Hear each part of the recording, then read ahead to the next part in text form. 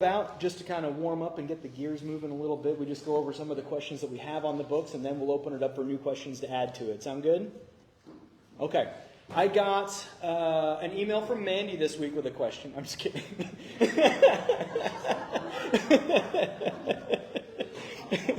I got an email. I talked to Michael about a question he was having, and I got a message from Cindy with a question that she had as well.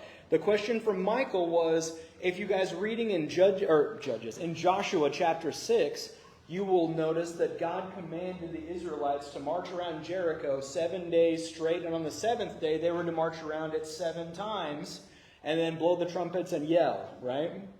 The question Michael had was, well, if they had to go for 7 consecutive days, that means one of those days would have been a Sabbath.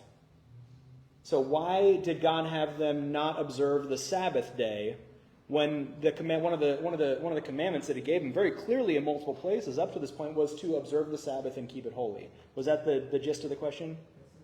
Excellent. Okay. The question I got from Cindy was, we know from Scripture that there are 3 heavens that are outlined. Are there also 3 hells that are outlined, since there are 3 heavens? Was that the gist of that question too? Okay, perfect. And then, is Suzanne here? Suze isn't here tonight. Okay, gotcha. She had a question as well that had to do with, I believe it was young men, I think she had seen something online about young men joining up with the Catholic Church more frequently recently and stuff, and had a question about that. Since she's not here today, I will kind of hold off on that one until she can be here for that. Is she listening online tonight, or was she out of town? I think she's listening online. Listening online? Great, so. Oh, gotcha. Okay. I'll tell you what, Suzanne, if you're listening, if you want me to cover that tonight on Facebook while you're listening, shoot me a text. I have my phone up here. If I see it, then I will cover it. If not, I will hold off and wait. And I will just see if my phone lights up. And if it doesn't, we'll leave it alone. If it does, we'll go forward with it. How's that sound? Now with that kind of warm up in our system, any new questions that we can put down?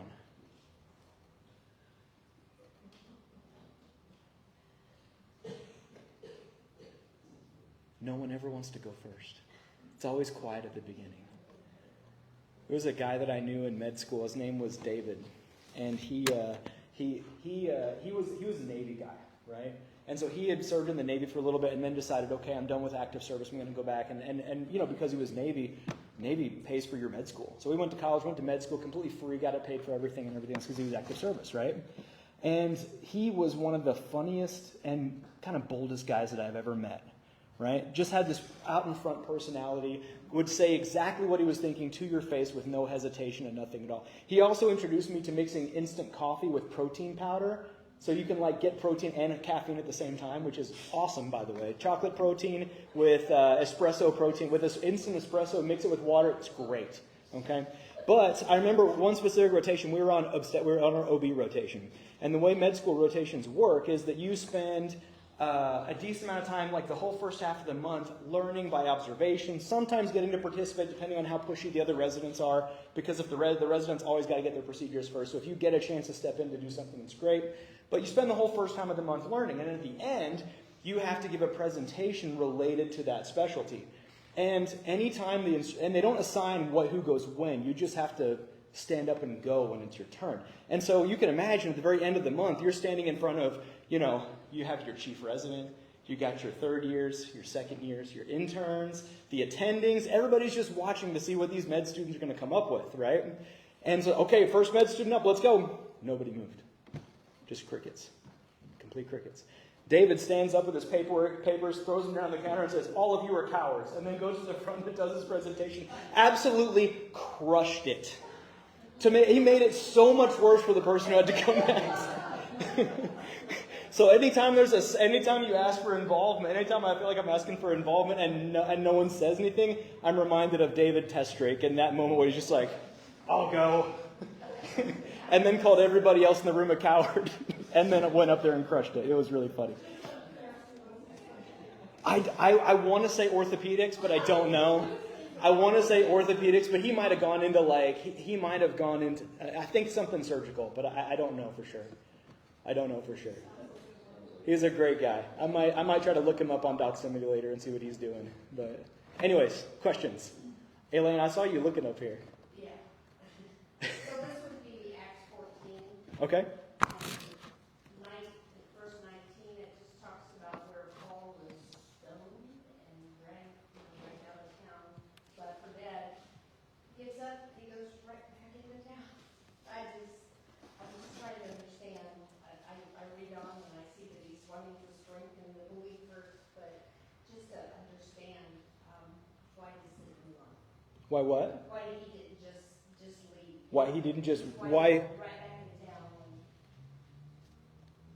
just understand that. Gotcha.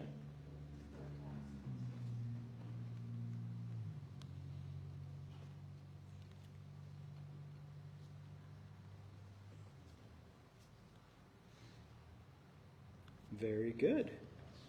Very, very good question. What other questions do we have? Oh. Oh, she did. Thank you for telling me. 1 minute ago. And she said if there's time to talk about it, then we talk about it. And she said if not, that's great too. Thank you, Suze. We will make sure. I'll make sure I have time. I will make sure that gets put in tonight. No, I heard the question last week when we were out of town and we were on, because I was learning and I was not. No. No, we'll have time to. We should have time to cover that tonight. Any other questions? Yes.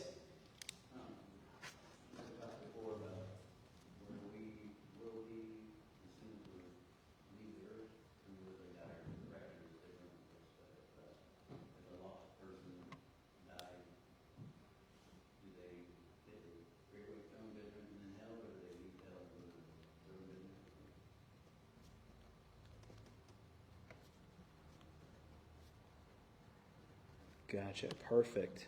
We can answer that question because we're going to be talking about hell anyway. So that works out. Okay, so just to make sure I got it clarified, right?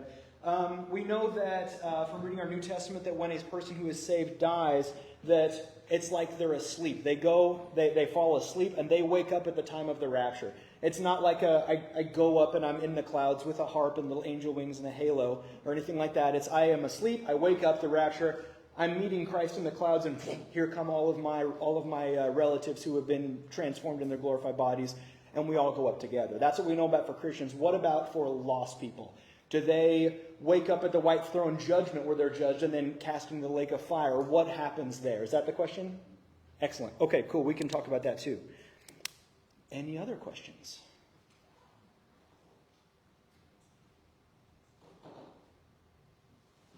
All right.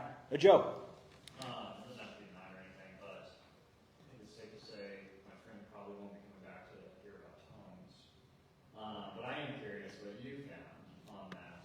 Because, I know some passages and whatnot, but I'm just curious I'm more curious, where other people, because I feel like they're all these Christians, and it seems like tongues is such a huge thing, and I've had conversations with them. Well, one person. He didn't really give me any feedback as far as where he's thinking it comes from. Mm-hmm. And so I'm just curious if that was even part of your study of where they come from, their idea of tongues and more, except just trying to take these passages out of context and everything. I did both. Okay. Right? So when I looked at this, I looked up the history of it and put down where that practice came from, when it was and actually, hold on, it should be in here somewhere. I usually keep it on me. Yeah. So when you're looking at historically, you have the biblical speaking in tongues described in the book of Acts, right? 1st century AD, right? The first time that when that's happening in Acts chapter 2 during the Pentecost. And then you have these, and then what you have later on is this happening in these new churches, right? As a way to confirm, or I guess maybe not confirm whether a message was coming from God, right? But then, from basically until the 19th century, you don't have it really showing up in modern Christianity or church at all. And it's not until the 19th century, specifically in the 1830s, Edward Irving, a Scottish preacher who has his congregation in London.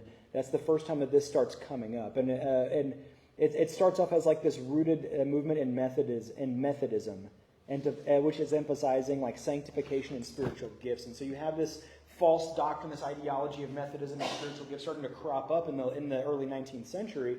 And then the first time that it's actually recorded as being something that happened within a church body is in Edward Irving's church in 1830. But if you're talking historically between early church in Jerusalem and the surrounding areas compared to later on down there, we're talking hundreds and hundreds, almost thousands of years between when that started and when it starts picking up in modern charismatic movement. But I looked at historically, I looked at scripturally where it comes from and where those passages are being misinterpreted. We probably won't have time to go through all of it tonight, but we could go through it a different night, or I can also send it to you. Or I could send it to everybody. It doesn't really matter to me. I'm happy just to send it out too. So what do you guys think? Would you guys like that? We could take a Wednesday and talk about all of it, or I could send it to y'all, just all of the notes that I had put together for that question. Either way is fine with me. It doesn't matter. Both? We can do both. Give us time to look at it and then come back. Okay, yeah, let's do that. Let me make a note to send tongues stuff. How can we do this? I tell you what, here's what we'll do. The easiest way, because I think I have everybody's email here, but I won't be able to remember who exactly was here and who wasn't. So what I'm going to do, I'll put a little piece of paper right here, write your name down on it, and then I'll send you the notes. Oh, yeah, that's a great idea. We'll just pass the notes here. You just got your name down. I have all your email addresses. I just need to know who to send it to. So write your name down. I'll send it. Or if you know someone that would want it, write their name down, and I'll send it to them too. That'll be probably the easiest way to do it. Yes? Yeah.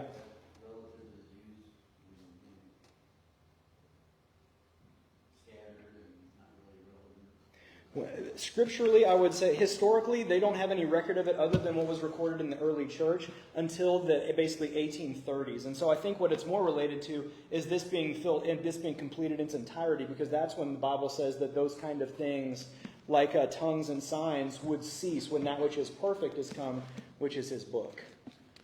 Yes? That's true as well, yes.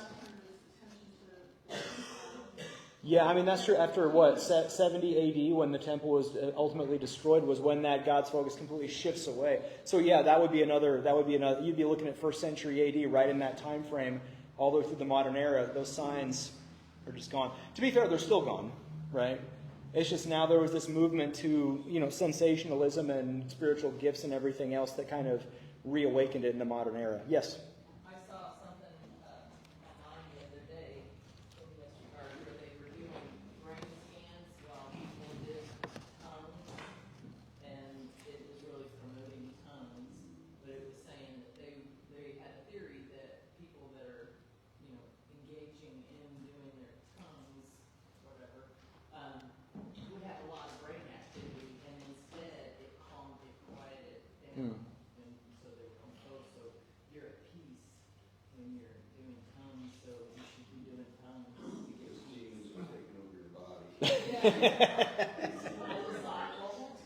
It seems like they would have taken whatever results available to them and interpreted it whichever way they wanted to. If they were looking for increased electrical EEG activity to signify a divine connection or something else, and if they didn't find it, they would say, oh, well, look, it's just a piece that's coming instead. I'm like, that just means they were willing to take whatever they want, whatever they were going to be given, interpret it, whatever. So, yeah. All right. Well, let's jump into this stuff here. How would we do this? Why don't we do Rick and Cindy's question? Actually, no. We're going to do Suzanne. Is Suzanne listening right now, I think? She texted me, so she must be, right? Let's do Suzanne's question first. Then we'll do... Then we're going to do Rick and Cindy's question, and then we're going to do Michael's question and Elaine's question. I'll get yours a question in there too. Okay, we're going to hit all those. We'll kind of do those in that order, okay? Let's start with Suzanne. So, what's up with guys joining the Catholic Church all of a sudden? Heard it in the news, maybe social media as well. I've definitely seen posts like this. I would say my algorithm is pretty. Well, before we even get started, let's just set the table for how it is, right? If you're using this to get your news, right? Or a specific TV channel to get your news. Well, let's just go with phones first. If you're getting your news on your phone, then your phone is feeding you the news that it thinks you're the most interested in. Right? So, as a white male in the United States, it's going to feed me, a white 30s male in the United States, it's going to feed me, and knowing the things that I stand and watch for a while, and then the ones I scroll right past, it's going to feed me more things that have to do with men being conservative, because it looks at the post that I watch and it says, oh, he's interested in this, and so I'm going to give him more of it.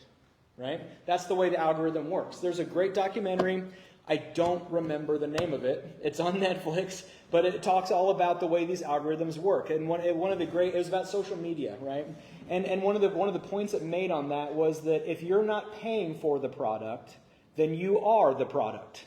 Okay? The reason that Facebook and Instagram and TikTok and YouTube Reels and everything else is free is because the way it makes money isn't from the money you give it, it's selling the information you give it to someone else, right? And this is known. This is how they build algorithms. Every single device in this room, including mine and yours and every single one of these things, has a profile of you on it. Okay? This is not conspiracy theory, aluminum foil hat. This is just baseball cap, common knowledge. This is what is known. It has a profile of you on it, and it will feed you what it wants you to see. The Social Dilemma. So there it is. Yes. If you haven't seen it, watch it. Don't watch it tonight after Bible study. It'll keep you up too late. Watch it tomorrow. It's very, very good, though. Definitely give it a watch. Social Dilemma. Thank you. Give that a watch. It tells you all about how these things work and how they make their money, and also kind of a little bit where the danger is, too, in it. Okay? Anyways, though, I start off by saying that because in these kind of things it is important, because it does not give a broad spectrum viewpoint of all of society. It gives you the narrow perspective that it wants you to look at. For example, we recently just got back from vacation. I posted videos of scuba diving on that vacation. Can you guess what every single reel has been for the last week for me as I scroll through? I'll give you one and you'll get it right. It's been about scuba diving, every single one, just because it knows what I posted, it saw the pictures that I took, and now it's feeding me things that it thinks that I'm interested in. I am interested in it. It reinforces it by me watching those videos, right? So, if someone who is... how do I put this the right way? Because I wouldn't say that everything that a conservative viewpoint has is 100% biblical. But I'd say a lot of things that conservatives believe tend to be rooted in Scripture and tend to be more associated with evangelicals, tend to be more associated with the church, right? So that what I'm saying is the news that we get on our phones isn't broad spectrum, right?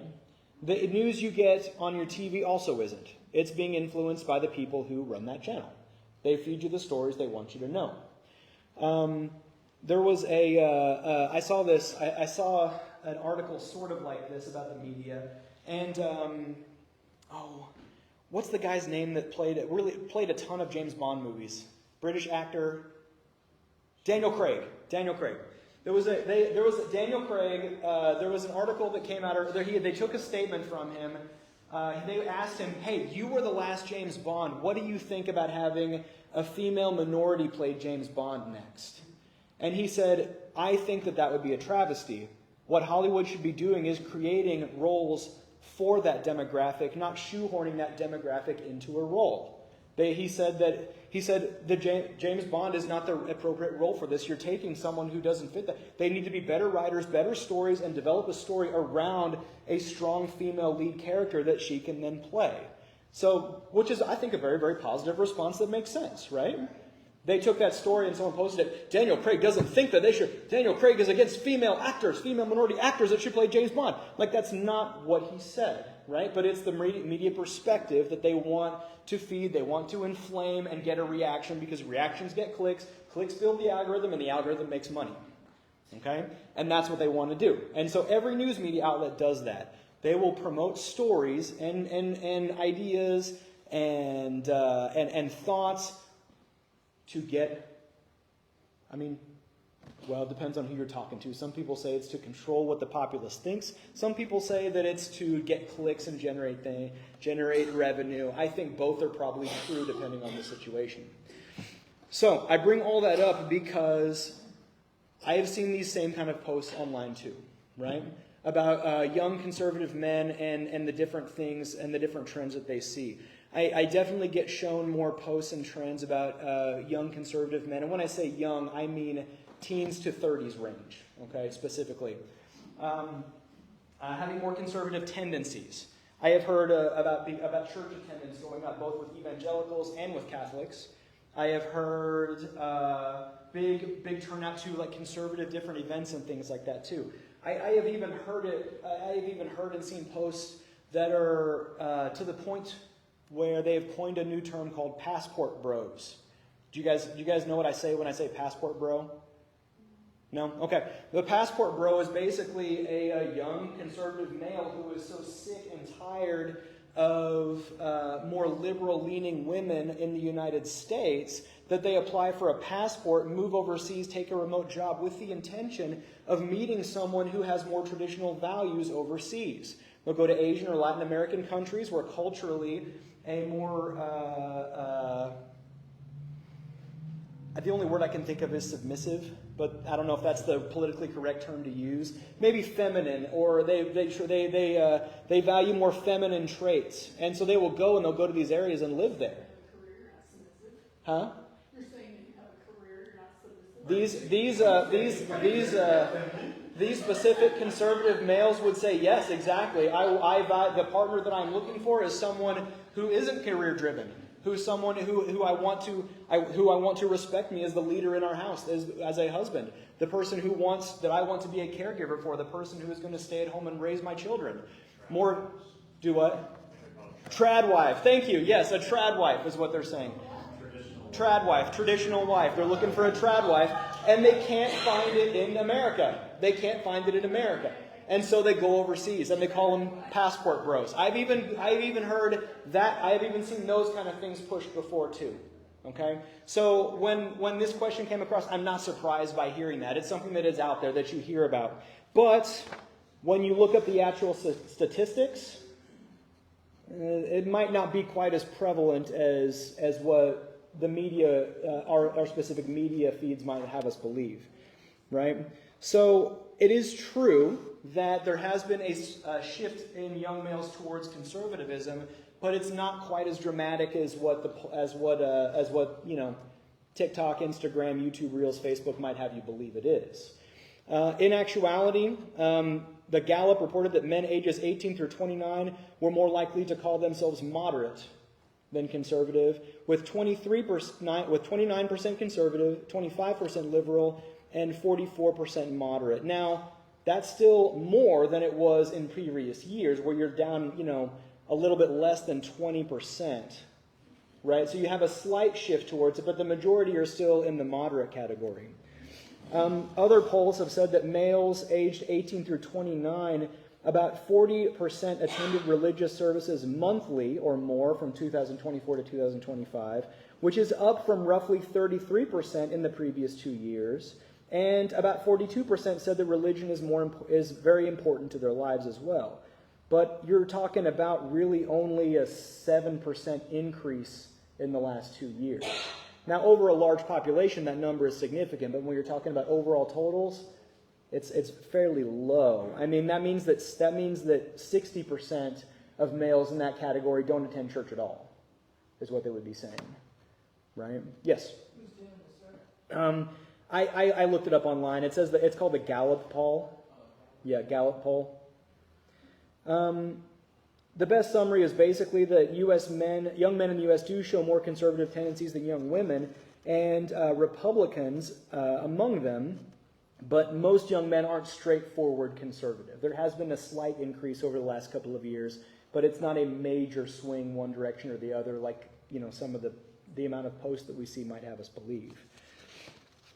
Now, I did look up changes in Catholic Church attendance, and the sources were the Washington Post, the Pew Research Center, and the National Catholic Register, which has basically showed that Catholic Mass attendance has been declining for the last several decades, with a massive dip during COVID-19, and now it's kind of stabilized, meaning the amount of decreasing hasn't changed, has stopped, and it's just kind of holding right around 25 of 30%, meaning if someone is professing to be Catholic, about 1/3 of them go to Mass every Sunday. 1/4 to 1/3 of professing Catholics go to Mass every Sunday, but those numbers haven't increased, at least from what those three sources say. Now, I was just curious, so I also ran the same numbers on like evangelical churches as well. And they said in evangelical churches, it's a little bit more nuanced because in the Catholic Church, they've showed a steady decline but stabilization over the last 2 years or so. In evangelical churches, they tend to have higher attendance rates but lower retention rates. And yeah, I was going to say, you guys are nodding in the back, right? We've seen that here. We've seen that. And the reason they say is like, look, if someone goes to an evangelical church and they get engaged and they like it, they're more likely to stay and permanently stay, right? Stay with continued church attendance and everything else. But the thing is, will they stay, right?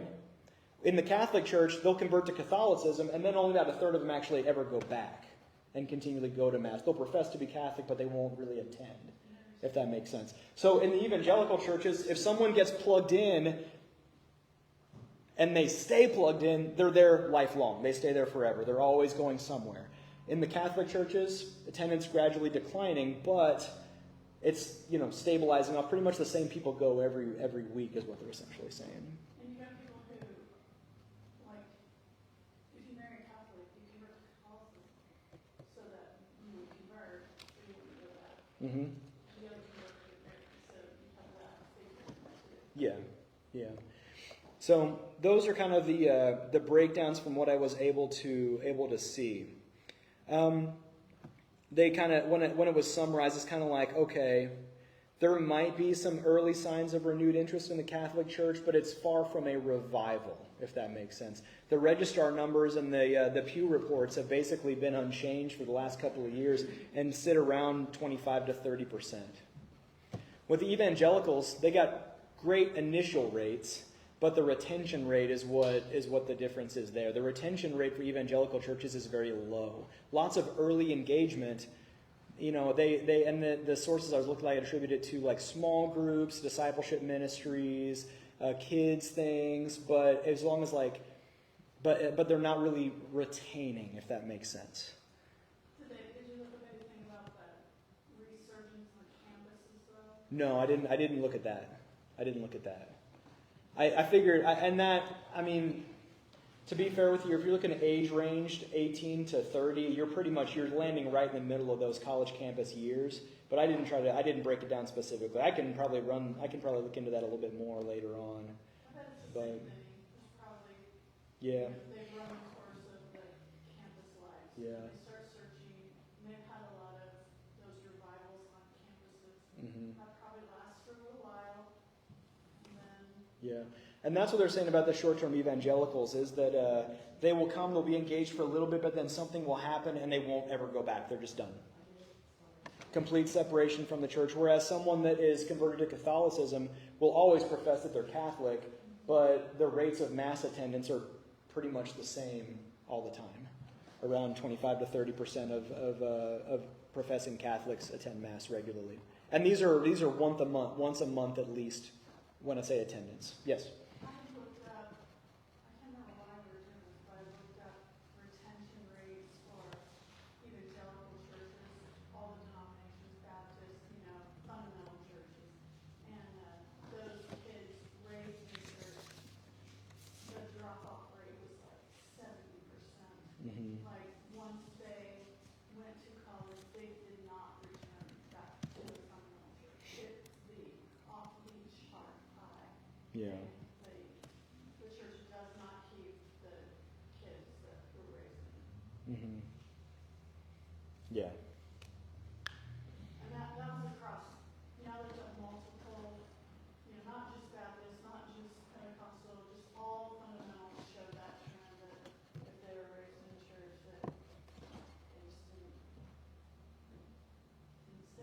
Yep. But anyway, and I would say I tried to look for if there was going to be any swing back to conservatism or anything else that's projected in Scripture. I didn't see it, to be honest with you. In fact, you kind of see the opposite. Do what? A falling away first. Yeah, exactly. You kind of see the opposite. Now, and we got to remember too, God's word is written, anything prophetically to the church is written to the worldwide church, right? A small subset of conservative males in one specific country in the world shifting a little bit more towards conservatism instead of moderatism, and even only by a couple of percent. I think more what we're seeing is algorithmization, right? At least that's what I think it is. At least on my device, that's what it is. I get the Charlie Kirk stuff. I get Bible. What do you call this? It's like Christian guys or sometimes girls who go on and then argue about stuff in Scripture with other Christians. Kind of rage baiting, but with the Bible a little bit. I got a post one time about this guy basically saying that you were a sinner and going to hell if you ate shellfish. Just to see, and quoting a passage in Leviticus, just to see if he could get someone stirred up and talking about the law being abolished and everything else like that. Yeah, you get all this kind of stuff. And even with the news outlets and channels, Catholic Church has a huge influence over media, right? And,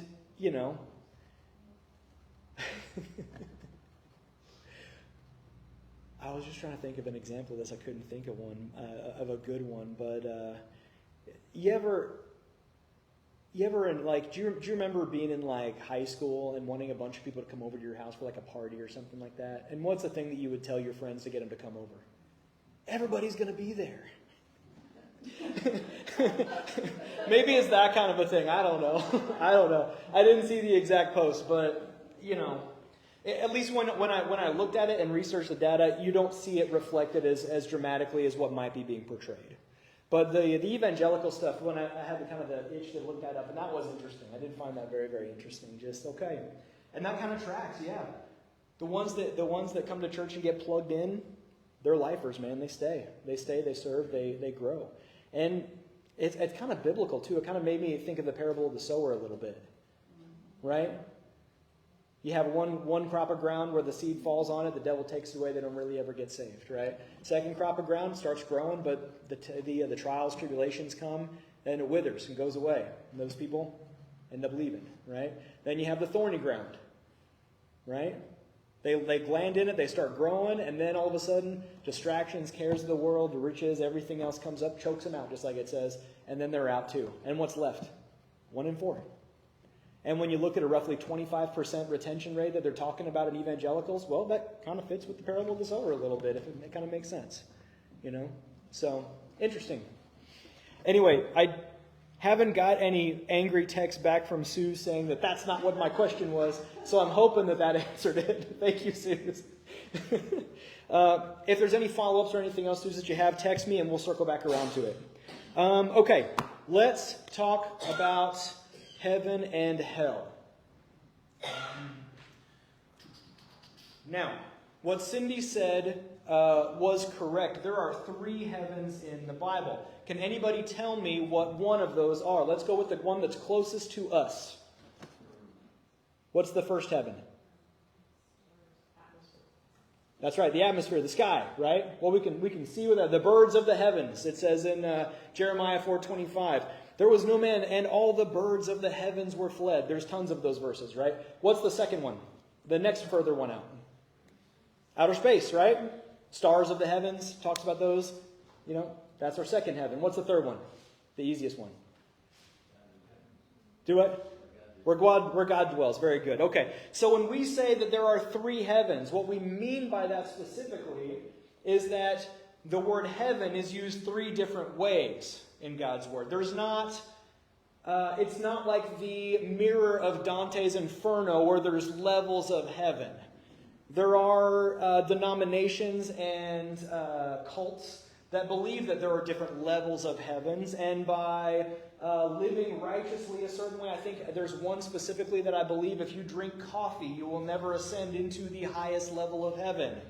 That one also requires you to wear special underwear, and lots of other things.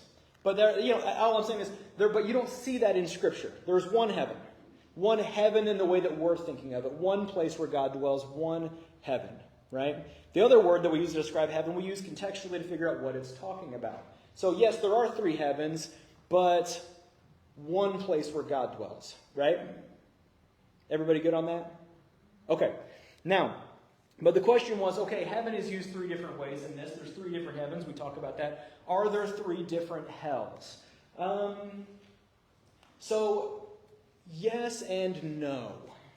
Okay? Yes and no. Okay? There are different... I'm going to use the word hell, okay, in a general kind of umbrella sort of way to describe the place where sin is dealt with or punished, right? The consequence for sin, going to hell. We're going to use hell as an umbrella term in this case, but let's go down and actually talk about what each one of these things are, because depending on where you are on our biblical timeline, that means different things. Okay? Now, the first passage I want to look at is in Luke chapter 16. Okay? We find these passages by... Let me find this first. Hold on, this might not have been the right one. Yeah, it is. Never mind.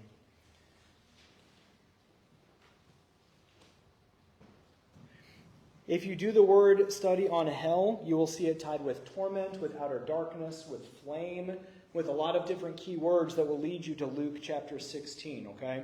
But this is what I want you to draw your attention to, because this is the first kind of description that we have of hell as a physical place, okay?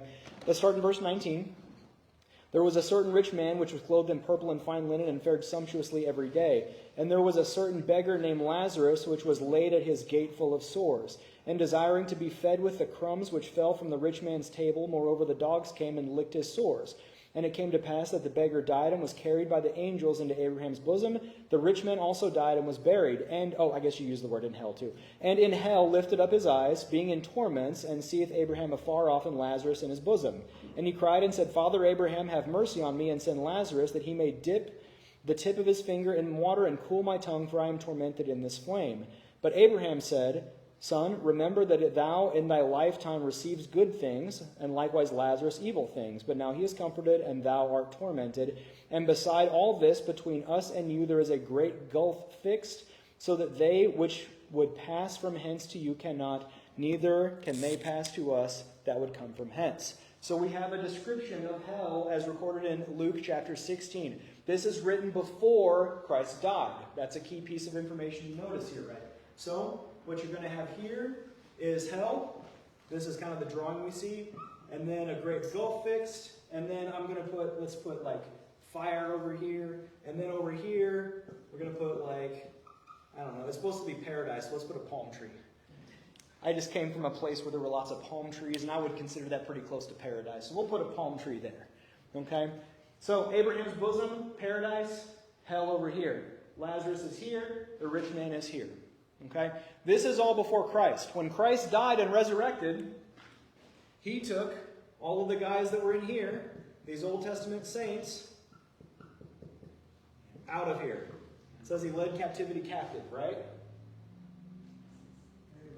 Amen. And it says that the graves opened and the saints arose and walked through the holy city. And if you read in the account of the Gospels as well, that happened after his death.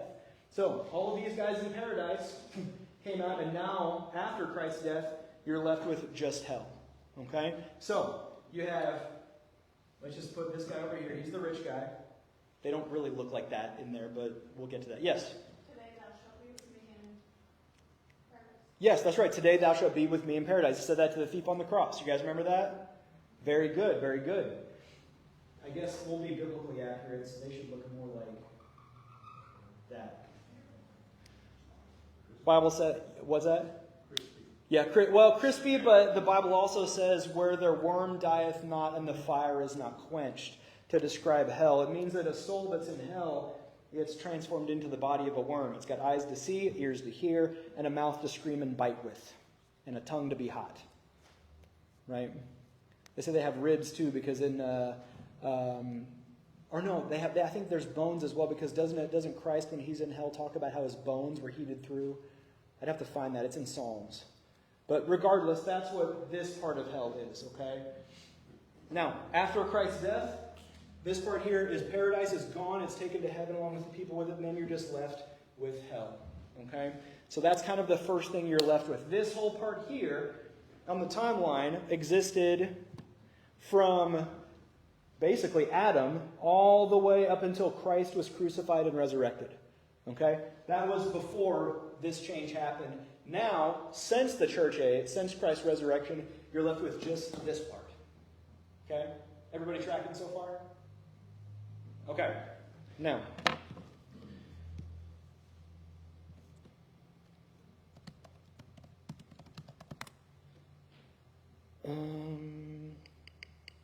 look at Isaiah chapter 5.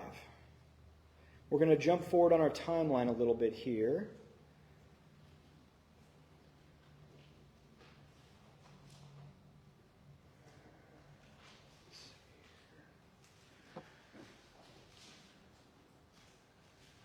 Is that the one? This is one. This is one part that I want to show you, and then there's going to be a couple other verses. Okay? Isaiah 5:14, therefore hell hath enlarged herself and opened her mouth without measure, and their glory and their multitude and their pomp, and he that rejoices shall descend into it. This is describing what's going on with hell right now, is that it is enlarging itself as it fills. Okay?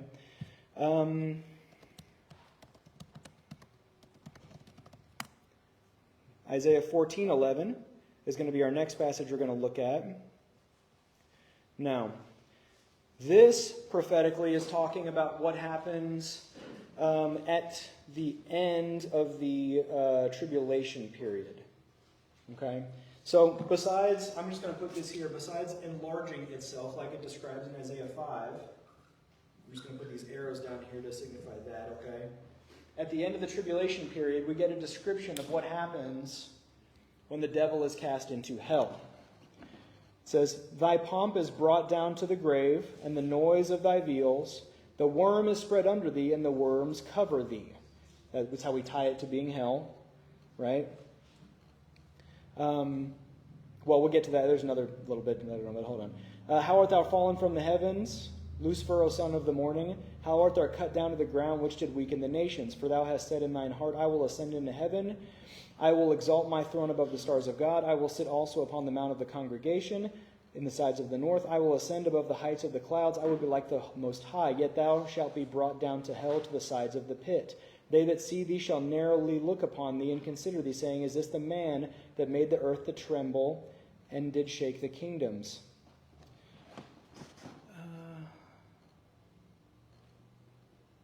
I wanted to start in verse 9. I apologize. Look at this. Hell from beneath is moved for thee to meet thee at thy coming. It stirreth up the dead for thee, even all the chief ones of the earth. It hath raised up from their thrones all the kings of the nations. All they shall speak and say unto thee, art thou become weak as we? Art thou become like unto us? Okay. So what you see, and you can see this in another passage too, hell itself, during the millennial period, actually moves.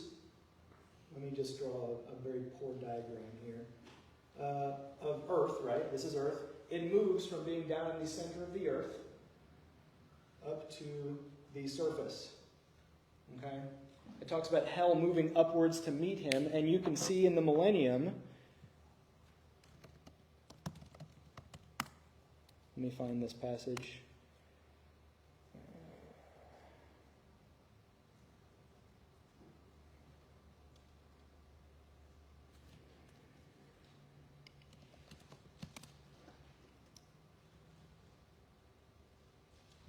I believe, yeah.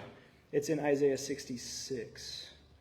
In the millennium period, what you have, look down here in verse 23. As for the new heavens and new earth, which I will make shall remain before me, saith the Lord. This is talking about them. We're going to backtrack a little bit to before this, though. And it shall come to pass that from one new moon to another, from one Sabbath to another, shall all flesh come to worship before me, saith the Lord. And they shall go forth and look upon the carcasses of the men that have transgressed against me. For their worm shall not die, neither shall their fire be quenched, and they shall be an abhorring unto all flesh. So once a month, everybody comes to worship Christ, right, and his throne on the earth. And as part of that, they look down into hell in the millennium period and see all the people that are down in there, that have been transformed into worms, the fire not being quenched. So you see this change, these changes happen with hell. I use hell as the umbrella term, but you have hell before Christ, which is down in the center of the earth that is tied to paradise with a gulf in between it. Then afterwards, you see it enlarging itself. Then after that, moving to the surface of the earth so it can actually be seen.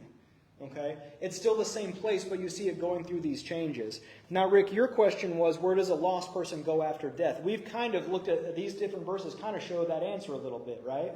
It talks about the people who were here before, their worm dying not, the worm dying not, their fire being not quenched. And then, like it says here, the carcasses of men that have transgressed in me. And then in the previous one, in Isaiah 16, it talked about all the kings of the world and the nations, right? So anybody who's lost, who dies, they don't fall asleep like a Christian falls asleep and wake up at the white throne judgment. They go straight down into hell.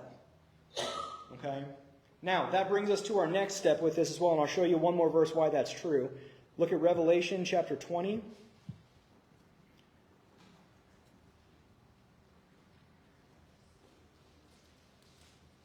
Look at this. Starting in verse 12. Now we're jumping forward to the white throne judgment, okay? I saw the dead, small and great, stand before God. We don't know how they got there yet, but it's going to answer it for us. And the books were opened, and another book was opened, which is the book of life. And the dead were judged out of those things which are written in the book according to their works. And the sea gave up the dead which were in it. Not talking about the ocean, right? Do a study on sea, and you'll find out exactly which, I will say, spiritual beings are being talked about here, not physical beings, right? Not souls of men. There are spiritual beings that have not been judged yet that reside in the sea that need to come to judgment, and that's what this is talking about. And then you have death and hell delivered up the dead which were in them. So, if a lost man dies, he goes to hell, experiences it through the millennium, and then is taken out of hell to stand before God as judgment and have his name read out of the Lamb's book of life or not, right? It'll be not. And then have one more chance to bow their knee to Christ and proclaim him as Lord before what happens at the end in verse 14 and 15. The way we know they bow their name is because it says every knee shall bow and every tongue shall confess in your New Testament. But in verse 14 and 15 it says, "And death and hell were cast into the lake of fire." This is the second death. "And whosoever was not found in the book of life was cast into the lake of fire." So that's where you have your final, shall we say, umbrella term hell over here, which is the lake of fire that is after the white throne judgment. Yes? So they get their limbs back when they go to the great white throne? Yeah, I guess they would. If they're taken out of hell, they must. Otherwise, they wouldn't have knees to bow on, right? Yeah. So they would, at least, yeah, that's what it sounds like. If every knee is going to bow and every tongue is going to confess, they'd have to have some sort of form with knees to be able to bow, and then they're going to be turned right back into that again. Yeah. It's not a happy topic. Not a happy one. But that is the way that it all lays out when you're looking at this. So, are there multiple types of hell in the same way there are multiple types of heaven? No, yes and no. You see hell being described differently and changing as you go through your biblical timeline, but ultimately what you see is this hell here changing size and location, and then all of it being cast into this one, the lake of fire at the end. Any questions about that in general? Comments? Yes, Michael. So when we talk about greater damnation, those that like gossip and they teach false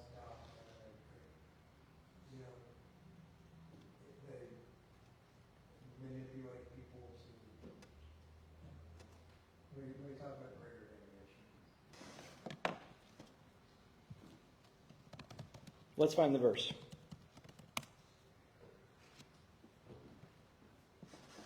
Okay, so we're in Matthew, Mark, and Luke. So we're written to the nation of Israel. Let's go with Matthew first, verse 14. Look up here in verse 23. We're going to check our context. Then spake Jesus to the multitude and to his disciples, saying, the scribes and Pharisees sit in Moses' seat. All therefore whatsoever they bid you observe, that observe and do, but not do ye after their works, for they say and do not. For they bind heavy burdens and grievous to be borne, and lay them upon men's shoulders, but they themselves do not move one with their finger. So he's outlining the hypocrisy of the Pharisees and the religious leaders. Talks about how they do all their works to be seen of men. They love the uppermost rooms at feasts, the chief seats in the synagogues, greetings in the market, and be called of men, Rabbi, Rabbi. But he that is greatest on you be a servant. Woe unto you, scribes and Pharisees, hypocrites, for ye shut up the kingdom of heaven against men. For ye neither go in yourselves, neither suffer ye them that are entering to go in. Woe unto you, scribes and Pharisees, hypocrites, for ye devour widows' as houses, and for pretense make long prayer. Therefore ye shall receive the greater damnation.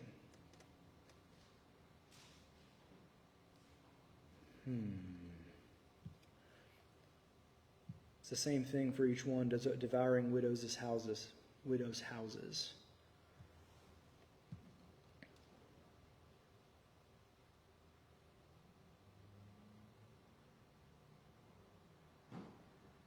Just look at What? the word damnation.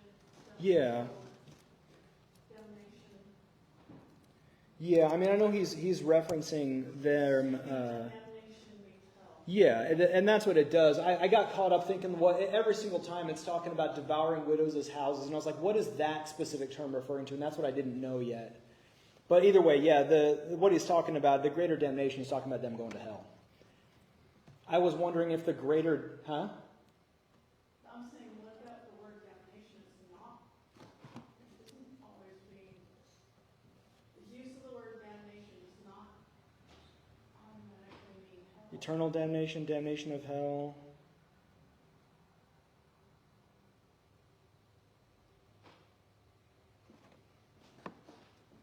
The example she's talking about is 1 Corinthians chapter 11, Lord's Supper, they sick and they die, they say they're not going to hell, but they've received damnation on this earth. So damnation in the Bible is used two different ways, either trials and tribulation here on the earth as a result of things that you've done, or eternity in hell. Right, but the greater damnation is talking about hell, is what I'm saying. Exactly. Yeah. What I was trying to find out was if that damnation had something to do with the devouring of widows' houses. Like they're proclaiming damnation on these houses and by pretense making long prayer hypocritically and saying you are going to have the greater damnation. That's what I was wondering, but I'm like, I've never done that study to find out what the devouring widows' houses actually is talking about. That's what I was hung up on.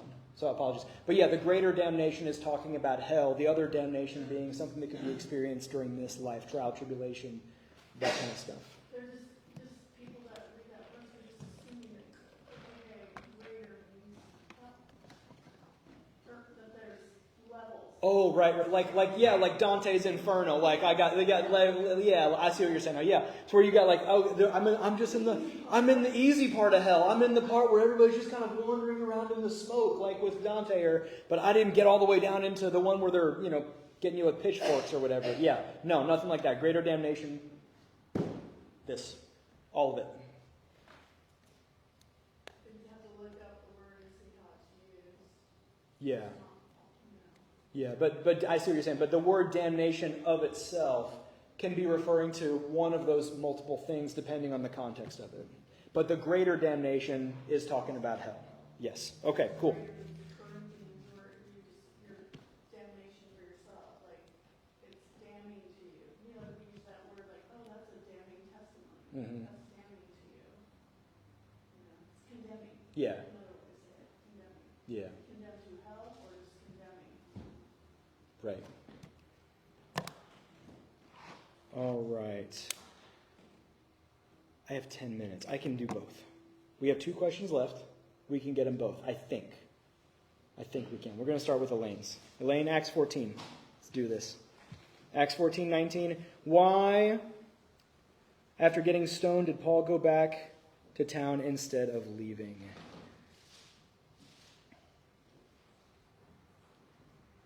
Okay.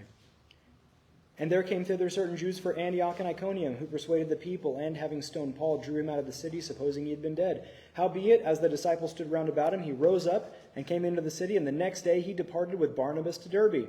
When he had preached the gospel to that city, he taught many, and returned again to Lystra, and to Iconium, and to Antioch, confirming the souls of the disciples, exhorting them to continue in the faith, and that we must through much tribulation enter into the kingdom of God. I will tell you this, that's your answer right there. That's why he did. So imagine that you're a member of this early church. You see this guy that used to kill Christians now coming out and preaching and everything else. And all these guys from Antioch all of a sudden drag him out of the city and drag him in the city and throw rocks at him until he dies. Right? What would that kind of feelings would that create on the inside of you as a believer, potentially? Would you feel encouraged, edified? Would you feel ready to go back and preach the Bible in the city that you came from, knowing that they just drug out someone and killed them in front of your face for it? Realistically speaking, with human nature, probably not, right? Probably not. I think probably not for me too. It would be a pretty discouraging thing to have happened, right? And Paul knows this. And so, but Paul has two goals right here, right? Two goals that he's going to do. First one is what happens in verse 22, exhorting them, those people, to continue in the faith, and tell them, look, you've got to go through much trial, right? Much tribulation, like it says there. I mean, the guy just was killed for his faith. So his testimony of tribulation is pretty strong at this point, I'd say. Stronger than most, people who go through a near-death experience for the cause of Christ. He's got a pretty strong case for tribulation at this point now. And he's going back with the purposes of confirming the souls of the disciples and exhorting them, encouraging them, and building them back up. There's one thing that you see that we've talked about before, I think, in different services and everything else that you notice on here too. The men that stoned him, where were they from?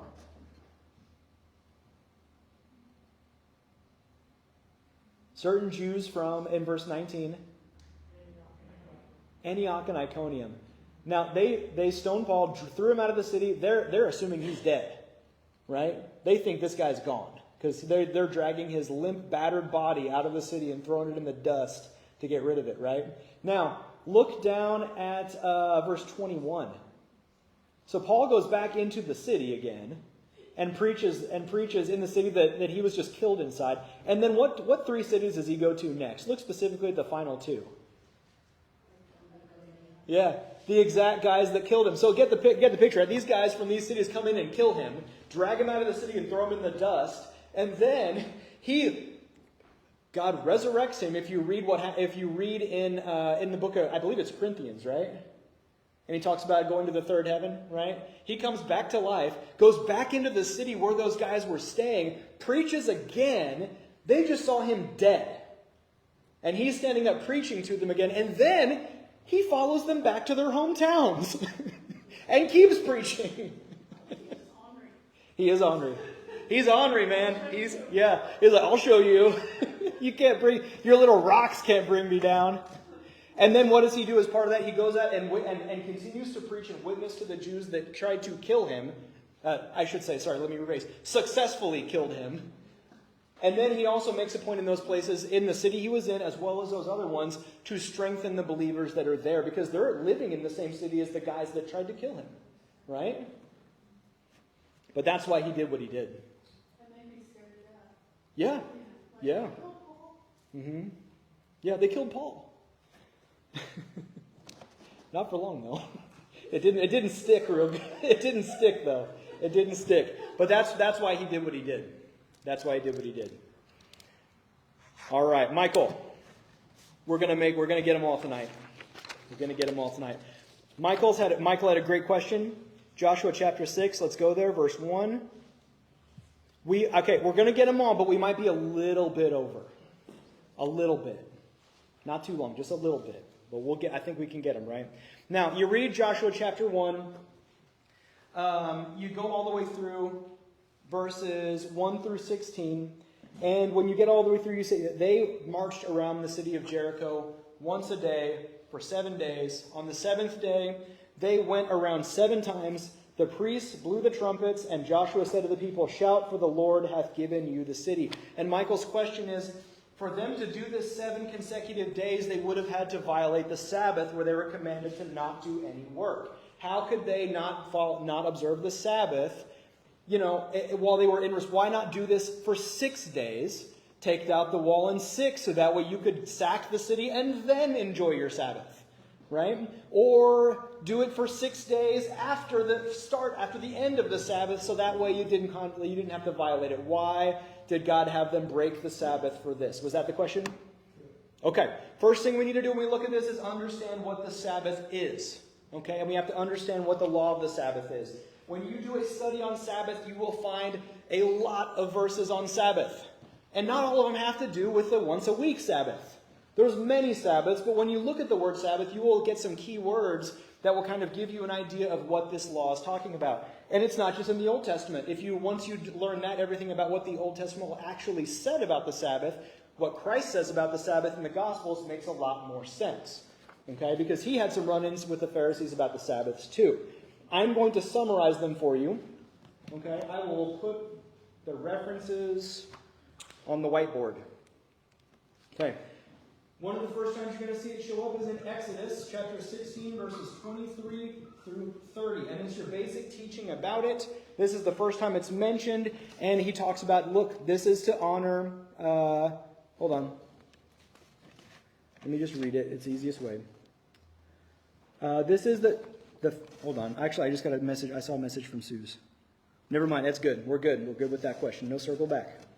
Okay, this is the first time the Sabbath is mentioned. He is talking about when the manna comes down from heaven. You guys remember this from our Exodus study. The manna came down every morning for 6 days. They were supposed to gather a certain amount of it, except for one day, the 6th day, they were supposed to gather twice as much because there would be no manna on that 7th day. It was supposed to be a day of rest. And Israel had to go through this process of learning where one time, when it wasn't the Sabbath, they gathered twice as much and worms ate it up and it stank.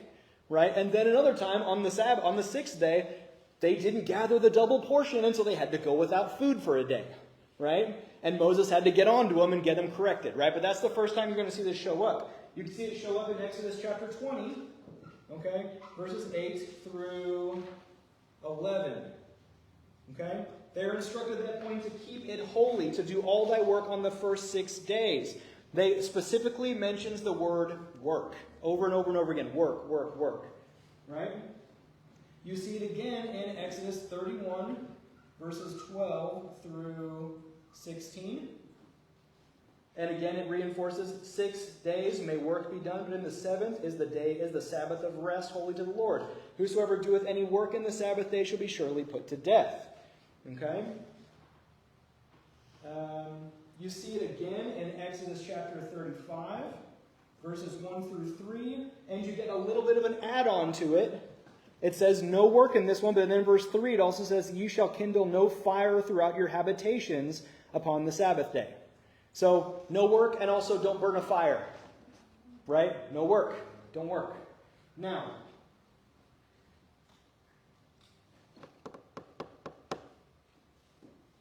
yeah, okay.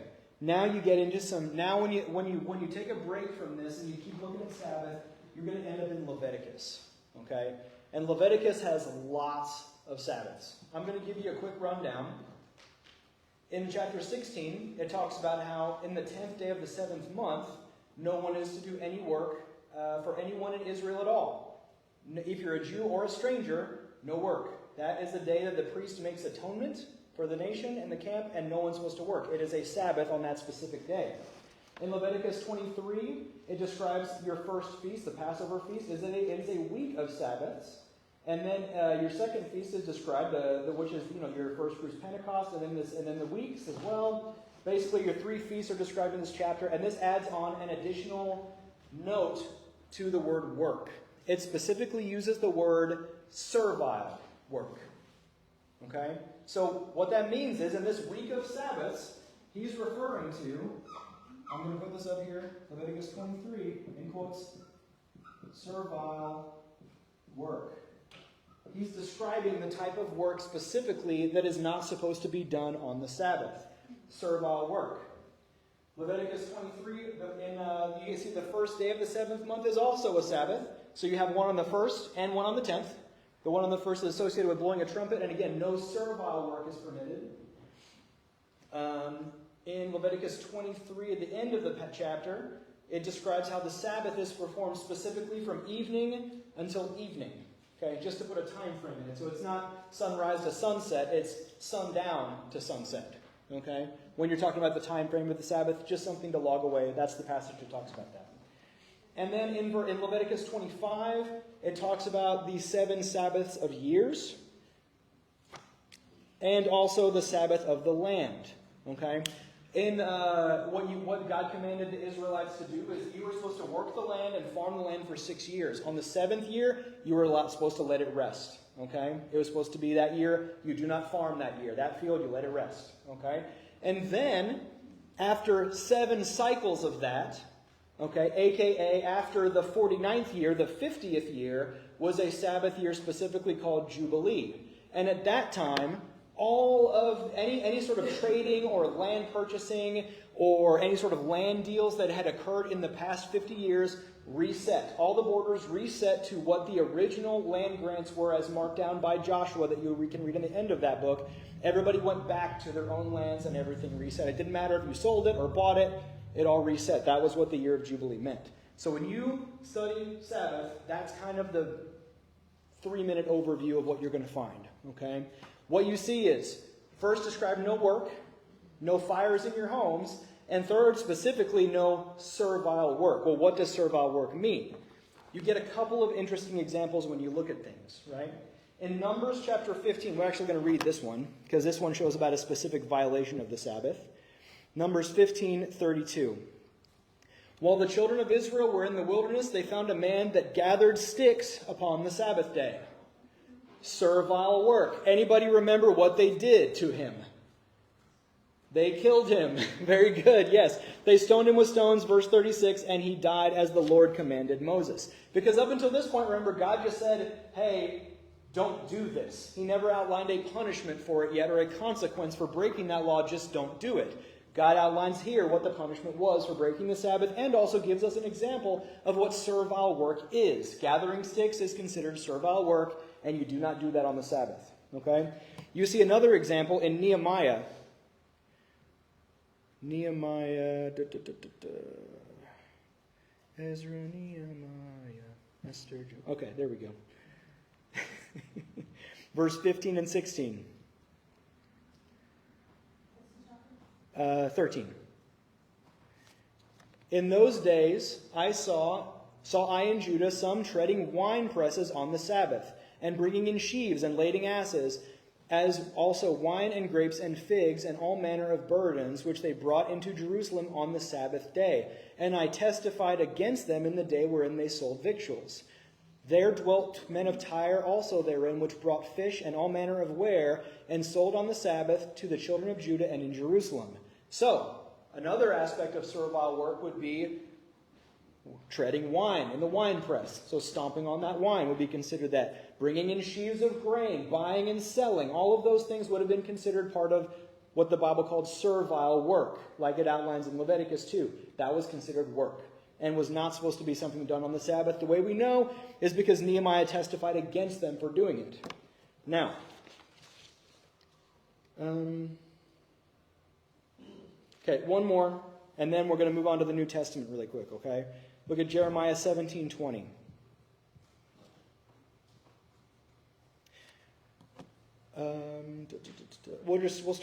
We can probably do 21. Thus saith the Lord, take heed to yourselves and bear no burden on the Sabbath day. So don't pick anything up and carry it. Nor bring it in by the gates of Jerusalem. Neither carry forth a burden out of your houses on the Sabbath day. Neither do ye any work. But hallow ye the Sabbath day as I commanded your fathers.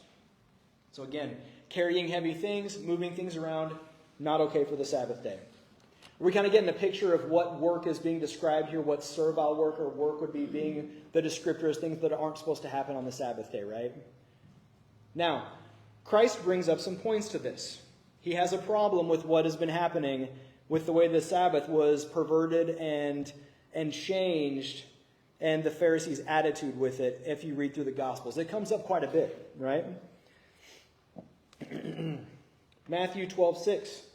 But I say unto you that that in this place is one great. Actually, let me just really quick in Matthew chapter 12, 1 through 5. This is when Jesus went on the Sabbath day through the corn. The disciples were hungry and plucked the ears of corn and started to eat it. Right. And the Pharisees saw it, and they said unto him, Thy disciples do that which is not lawful to do open on the Sabbath day. Now, at any point, they had access to the entire Old Testament that we just read. Okay? Now, bringing in big sheaves of grain to sell, not okay to do on the Sabbath. Getting big heavy burdens and carrying them, not okay on the Sabbath. Burning a fire to prepare food as a servant, not okay to do on the Sabbath. Were you allowed to pick food off to eat it? I didn't see anything in any of the verses that we read that said that was explicitly not allowed. They weren't harvesting the corn to sell. They weren't doing servile work, as in I'm a servant in the field shucking corn for my master to then go and thresh it and then sell in the market. I was walking in a field and I'm hungry and I plucked an ear of corn. Right? That's a different thing. Now, Christ comes back at him and says, Have you not read what David did when he was an hungered, and they that were with him? And he entered into the house of God and ate the showbread, which was not lawful for him to eat, neither for them that were with him, but only for the priests. Or have you not read the law, how that on the Sabbath days the priests of the temple profane the Sabbath and are blameless? But I say unto you that in this place one is greater than the temple. But if ye had known that what this meaneth, I will have mercy and not sacrifice, ye would not have condemned the guiltless. For the Son of Man is Lord even of the Sabbath day. And when he was departed thence, he went into their synagogue, and behold, there was a man which had his hand withered. And they asked him, saying, Is it lawful to heal on the Sabbath days, that they might accuse him? Did you read anywhere in any of these passages where healing someone miraculously would be considered work that could not or should not be done on the Sabbath day? Not scripturally, no. But they're doing it so they could accuse him. Because again, they are accusing him from the position of their traditions, right? And he said unto him, What man shall there be among you that shall have one sheep, and if it fall into a pit on the Sabbath day, he will not lay hold on it and lift it out? Now, he confronts them with something that actually would be considered work, but something they would do on the Sabbath day. Anyway, we read how bearing a heavy burden, not to move anything heavy in and out of your house. Picking up a sheep, a livestock animal, would be bearing a burden. He actually confronts them with something that, according to the law, would not be okay, and says, which one of you wouldn't do that? Well, it's the Sabbath. You're going to let that sheep that's yours die? Let it starve in the pit? No. Right? How much then is a man better than a sheep? Wherefore is it lawful to do well? Wherefore is it lawful to do well on the Sabbath days? Then saith he to the man, Stretch forth thine hand. And he stretched it forth, and it was restored whole like the other. Pharisees went out and held a council against him that they might destroy him. You see that again talked about in Luke chapter 6, the same exact story. Okay, a similar story rather. That's the same exact story. In Luke chapter 13, you see a similar one where a woman had a spirit of infirmity and was crunched down and couldn't get herself up. And he heals her from it, and it's on the Sabbath day. Right? He says in that time in Luke 13:15, Thou hypocrite, doth not each one of you on the Sabbath loose his ox or his ass from the stall and lead him away to watering? And ought not this woman, being a daughter of Abraham, whom Satan hath bound these 18 years, be loosed of this bond on the Sabbath day? And then in John chapter 7, he goes even further, right? And talks about another thing too. Really quick, I want to call your attention back to in Matthew here as well. In the early part of this, look at this. Have you not read in the law how on the Sabbath days the priests in the temple profane the Sabbath and are blameless? The priests were required to do a daily sacrifice, right, in the temple. So how could they do that on the Sabbath day? They would have had to break the Sabbath weekly to do the sacrifice. And yet they're protected because they were commanded something of God to do, right? God commanded them, you do this daily sacrifice every day. Now, yes, there is a law of Sabbath which says you're not supposed to do work, but I told you to do this one. So you're going to do this one, right? You see the same thing happen in John chapter 7, verse 21 through 24. It says, Jesus answered and said unto them, I have done one work, and ye all marvel. Moses therefore gave unto you circumcision, not because it is of Moses, but of the fathers. And on ye the Sabbath day, and ye on the Sabbath day circumcise a man. If a man on the Sabbath day receive circumcision, that the law of Moses should not be broken, are ye angry at me, because I have made a man every whit whole on the Sabbath day? Judge not according to the appearance, but judge righteous judgment. What he's saying is, read what the Scripture actually says. There is a definition for the type of work that you are to do and not to do, and God gave you the law written as it was to give you those guidelines. He also said, do the daily sacrifice. That God's commandment superseded the Sabbath. He also said, circumcise on the 8th day. Well, I guess we have to break that one because that baby was born 8 days ago before the Sabbath. So we can't circumcise him on the Sabbath day the way that God commanded. No, he's saying, no, you circumcise him on the 8th day, even if the 8th day lands on a Sabbath. God gave you a commandment, keep the commandment. Judge righteous judgment is what he says. Is that all being clear? Landing clear so far? Sorry? I'm sorry. I was just saying, and then he told him march around 7 days. Yeah, he did. And he told them to march around it 7 days. So the reason they were able to break the Sabbath is because God commanded them to break it when they were doing that march. If you would consider walking around a city, that's not even servile work anyway. The only people who would have been doing any sort of thing defined as servile work would have been the priests that were marching while carrying the ark. Right? Those would have been the only ones that, according to that law, did anything wrong because they weren't carrying, doing like bearing burdens or anything else. For the first 6 days, they were just walking. There is nothing in your Old Testament when you talk about doing no work on the Sabbath does it say that marching or walking was considered that. What if, hypothetically, the Amalekites attacked Israel on the Sabbath? Would they be allowed to defend themselves? Or would they have to sit in their tents and get stabbed because it was the Sabbath and they weren't allowed to do any work? But that's, you see the difference in how those Pharisees perverted the law in what they were saying and what they were having people do. Yes? I was just going to say that it's like they're more focused on the rules than on what God said. Yes. So God changed, it's like he wrote the rules. Yeah. If he wants to change the rules, he can. Mm-hmm. But if you're stuck on the rules, you don't listen to the Holy Spirit, and in their case, doesn't listen to Jesus himself. They're just stuck on the rules. Right. One is here who is greater than the temple. One is greater than here that is in the Sabbath. The Lord, the Son of Man is Lord of the Sabbath also. Right? That's his whole point with this. Now, but here's the other question. Here's the other cool thing. Why did he do it 7 days anyway? He could have done 6 days, and then they wouldn't have had to break the Sabbath. Yeah, I was going to say, you know the answer. I'm not going to let you answer though. We're going to look at the passages. Okay. Why? Huh? Yeah. It's the prophetic type. The reason he had them do it 7 days was because of the prophetic type of what it's picturing. I used up all my whiteboard space. Just say anybody else. Don't give me. Oh, okay. Here we go. Actually, I have a timeline anyway. Now, can anybody guess on our timeline what Joshua and the Battle of Jericho is a type of? What it pictures prophetically?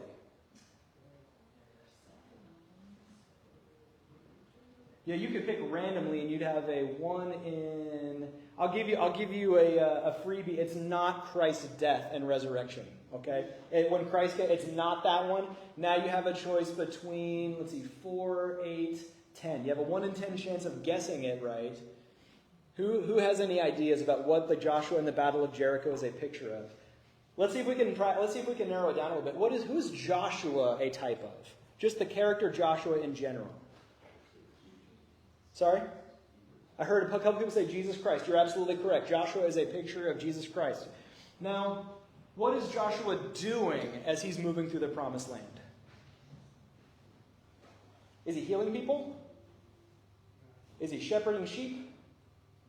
Is he teaching people? What's he doing? Marching, what else? What is he? I just mean in the whole book of Joshua, other than distributing of the land, what is that story in Joshua about? What is Joshua doing? What is he doing? What is the book of Joshua? What's the theme of it? Right? He's battling. He's fighting. He's conquering cities. He's invading the promised land and killing everybody who opposes him, right? That's the entire theme of the book of Joshua. It's him coming in and conquering. Now, if we know that Joshua is a type of Christ, and the theme of the book of Joshua is him coming into the promised land and wiping out everybody that stands against them, what event would that line up with? Yes, second coming of Christ. That's exactly right. It lines up with the second coming of Christ. Now, here's the big question. When does the second coming of Christ happen according to your biblical timeline?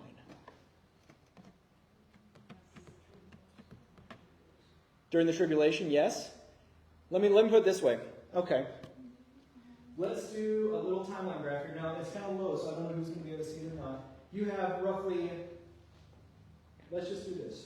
1, 2, 3, 4, 5, 6, 7. Now, if we're talking about biblical timeline, this spans roughly 7,000 years. The seventh year is what? Since we're talking about Sabbath, what is the 7,000th year called? The millennium. It is a 1,000-year Sabbath. The curse is lifted from the earth. It is a time of peace and rest, right? Now, so the second coming of Christ, when does that happen? The end of the 6th, right? The end of the 6th, the start of the 7th, right here. Let's look at our passage in Joshua here and just put a timeline to this, okay? Because check this out. This gets cool. Joshua 6. We're going to skip all the way down to the 7th day. And it came to pass on the 7th day that they rose early about the what? The dawning of the day. In verse 15. It came to pass on the 7th day they rose early about the dawning of the day, and compassed the city after the same manner 7 times. Only that day they compassed the city 7 times. It came to pass at the 7th time that the priest blew with the trumpets, and Joshua said unto the people, Shout, for the Lord hath given you the city. And the city shall be accursed even, and it goes on. 7 times around. You had 7 days, and on the 7th day they went 7 times. When did they attack? What time of day on the 7th day? At the dawn, right? Does dawn happen before sunrise or after sunrise? Before. It's when the light starts on the horizon, right? So you have 1 day, 2 day, 3 day, 4 day, 5 day, 6 day, dawn of the 7th day. Right? Isn't Christ called the S-U-N, Son of Righteousness in Malachi? So when he comes down on that 7th day, that second coming happens just before the sun is about to rise on that 7th day of peace. How do we know further it's the second coming? Look at Joel chapter 2. This Joel chapter 2 is talking about the second coming of Christ. It's a prophecy about it. Blow ye the trumpet in Zion. What did they blow just before they shouted and charged into the city? Trumpets, right? 2 silver trumpets. They blew the trumpets. Sound an alarm, my holy mountain. Let all the inhabitants of the land tremble, for the day of the Lord cometh, for it's nigh in hand. A day of darkness and gloominess, of clouds and thick darkness. As the what spread upon the mountains? The morning, the dawn, the morning spread upon the mountains. A great people and a strong. Have there not ever been the like, neither shall there be any more like it, even to the years of many generations. A fire devoureth before them, behind them a flame burneth. Look at this. Hold on. Where is it? Yes.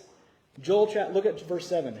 They shall run like mighty men. They shall climb the what like men of war? The wall. When the walls of Jericho came tumbling down, how did the Israelites get into the city? Did they not climb right up the walls, just like it says here? Huh? Yeah, they went up those walls. Those walls, when you look at the archaeological dig site, 2 levels of walls, they both fell flat to where it made a ramp that could be walked straight up into the city, and that's how Israel got in the city. You can find that we did the archaeological dig evidence on our Science in the Bible night. Right? You can see that in archaeology. But that's how you see this is a type of the second coming. Why 7 days? Because the second coming happens at the beginning of the 7th. Right? Just like the Battle of Jericho happened at the beginning of the 7th. He was completing that picture. So why was God okay with them breaking the Sabbath? Well, first off, because he commanded them to. Second off, because it completed the picture. It's pretty cool, huh? Was it worth going over by 20 minutes? It was a little bit more than I thought it was going to be. I thought that was pretty darn awesome. Pretty darn awesome. Okay. Something I want to leave you guys with before we head out here. Okay, we talked about a lot of stuff tonight, and when I was doing the study at home, specifically talking about when we were talking about these Pharisees, right? They were obsessed with the Sabbath. They were obsessed with the rules. They were obsessed with what they know. It got me thinking about that. The Pharisees, they're more concerned with keeping the appearance of the law than they were about helping others. We read those verses, right? They love the high rooms, the long robes, the salutations in the street. Father, it's so wonderful to see you, Father. You know, they were all about that pride and everything else. They were more concerned with keeping the appearance of the law than they were about judging righteous judgment, understanding what it meant, and more importantly, even helping others. Even to the point where they told Christ that poor woman who had been held by an infirmity under Satan for 18 years, well, she should have waited till after the Sabbath to come and get healed. It's so mean. Yes, it is so mean. They were obsessed with the appearance of righteousness. They felt it would be more appropriate to allow someone to remain hurt, sick, or in need rather than violate the Sabbath. Right? No, let them stay hurt. We can't heal on the Sabbath. They have them come back tomorrow. Doesn't matter that they're here and hurt now. Come back tomorrow. Do what? Yeah, keep the rules. Keep the rules. It got me thinking, how can I apply maybe kind of the opposite thing of what Christ instructed his disciples to do, right?